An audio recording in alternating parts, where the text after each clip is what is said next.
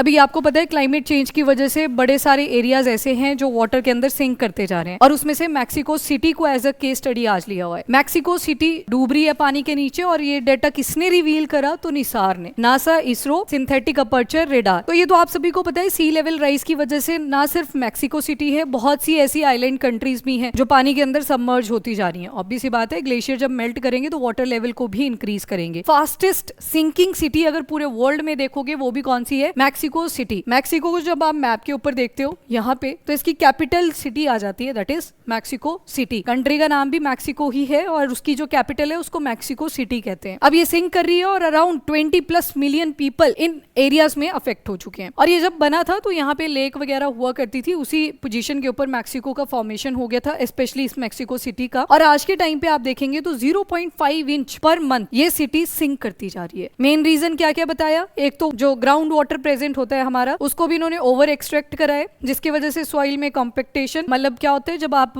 देखते हो पानी बहुत ज्यादा आपने एक्सट्रैक्ट कर लिया, तो जो नेचुरल पोजीशनिंग थी हर चीज की, सॉइल की थी, वाटर की थी, अब वहां से पानी घट चुका है। जो सरफेस वाला एरिया होगा वो क्या करेगा? उसके अंदर सबसाइड कर जाएगा। अब ये जो डाटा रिवील हुआ है ना, ये नासा ने रिलीज करा है सैटेलाइट इमेजेस का फ्रॉम निसार ट्रैकिंग। अब ये निसार जो था ये लास्ट ईयर ही लॉन्च करा था, 2014 में इसकी अनाउंसमेंट हो गई थी। नासा, अमेरिकन जो स्पेस एजेंसी है, एंड इसरो जो इंडियन स्पेस एजेंसी है, दोनों ने मिलकर डिसाइड करा कि हम क्या करेंगे, एक सिंथेटिक अपर्चर रेडार को कलेक्टिवली लॉन्च करेंगे। इसका जो लॉन्च था वो इंडिया से ही करा गया था, हमारा ही लॉन्च व्हीकल इसमें यूज हुआ था। आपको जो चीजें ध्यान में रखनी है, कौन से बैंड का सिंथेटिक अपर्चर रेडार नासा ने बनाया एंड कौन सा इसरो ने बनाया। तो इजी है, एस वाली जितनी भी चीजें थी वो इसरो ने बना के दी थी, बस इतना सा शॉर्ट फॉर्म आपने याद रख लेना है। लॉन्च व्हीकल तो मैंने बता ही दिया आपको कि इंडिया का ही था, जो GSLV Mark 3 आप बोलते हो, जिसे बाहुबली ऑफ इसरो भी कहते हैं। अब देखो यहाँ पे लिखा है कि जो निसार है ना, ये फर्स्ट सैटेलाइट है जिसमें ड्यूअल रेडार सिस्टम लगा हुआ है। ड्यूअल अभी बोला, एक एस बैंड लगा था, एक एल बैंड लगा था। एल बैंड नासा ने बनाया था, एस बैंड को इसरो ने बना रखा था। और ये हर 12 दिन के अंदर जो रियल टाइम मॉनिटरिंग है पूरे के पूरे अर्थ की, उसको कवर कर लेता है। और ये भी कौन सी ऑर्बिट के अंदर है? तो सन सिंक्रोनस ऑर्बिट के अंदर। अब urban planning, infrastructure protection, disaster management से रिलेटेड जो भी डेटा आपको चाहिए वो आपको निसार प्रोवाइड कर देता है। अगर निसार की अपीयरेंस देखोगे कुछ इस तरह से दिखेगा, अम्ब्रेला लाइक अपीयरेंस है इसकी। ये जो रेड कलर से यहाँ पे लिखे है ना, ये सारी चीजें किसने बनाई? हमारी स्पेस एजेंसी ने, दैट इज इसरो। एंड ये जो ग्रीन कलर की आपको दिखाई दे रही है, ये सारी किसने बनाई? तो नासा ने बनाई है। अब देखो यहाँ पे सोलर एरे आ गया। सोलर एरे क्या करेंगे? सोलर एनर्जी को भी हार्नेस करेंगे, क्योंकि आपने ऑर्बिट ही कौन सी देखी? पोल्स के अराउंड है। और ये वाली पोल्स के अराउंड भी कौन से वाली? सन सिंक्रोनस, जो सन के सिंक में रहेगी। तो जो सोलर एनर्जी है उसका यूटिलाइजेशन भी होता रहेगा। देन उसके बाद स्पेसक्राफ्ट बस है, जिसके अंदर जो भी मॉनिटरिंग के लिए डेटा वगैरह और जो भी इक्विपमेंट आपने डालने हैं वो इसके अंदर रखे होते हैं। सारा इंपॉर्टेंट सामान, मशीनरी इसी के अंदर होती है।